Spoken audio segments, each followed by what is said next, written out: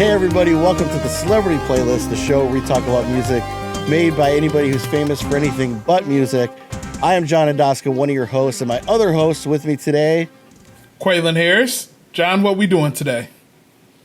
Should actually maybe be this way, point to you over here this way, but we are doing something really fun today. This is something I've always really liked, and it's just one of those sort of hidden gems in my opinion. So let's just get right to it. All right, sounds good. I'm going to click the link right now and see what you sent me. I have not seen this. Don't know what you're going to hit me with, so let's see. All right, hold on.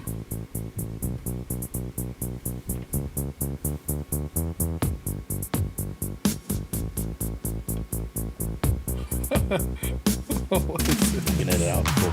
I never thought that I could be so satisfied every time that I look in your angel eyes. A shock inside me that words just can't describe.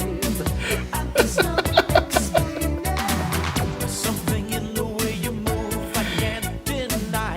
Every word from your lips is a lullaby. A twist of fate makes life You're good. worthwhile. You are gold and silver. I said I wasn't gonna lose my head, but then pop goes my heart. I wasn't gonna fall in love again, but then pop goes my heart. And I just can't Oh, this is great. let you go. I can't lose this feeling. Have you ever seen that before? I have never seen that. That was So that is from the 2007 movie Music and Lyrics, starring Hugh Grant, of course. yeah. So that is one of the best. That is what you just saw is the opening scene to the movie.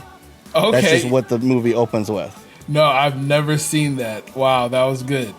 That was good. So just to give you a little more context, so the movie is about like an 80s pop star guy who's kind of like done nothing and is trying to make a comeback. Okay.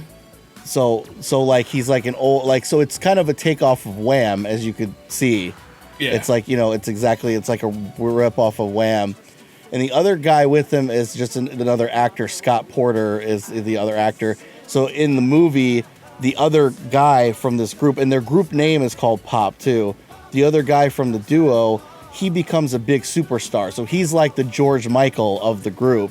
And then Hugh Okay. Grant is like the other guy that we've never heard from in, 25 or 30 years or whatever it is. Yeah. So now you see him playing like these like weird kind of gigs at like fairs and festivals, and he's kind of a has-been. And then he meets Drew Barrymore, who who's a writer, but he ends up like writing songs with her, and then they end up writing for, not to give the movie away, but they end up having a romance, and it's one of those just rom-com movies. It's really fun. And then they end up working with a big pop star like a Britney Spears or whatever at that time. I'm sure you so I'm sure you could give the movie away. It was 2007. If people haven't seen it now, they're probably not going to be shocked if yeah. And I don't know if it's on Netflix or anything, but like this is it's really worth a watch. It's really good. It's a good movie, and like just stuff like this where like I feel like that's like it's just really fun. And the cool thing is in our world, for what we're talking about, that's Hugh Grant actually singing.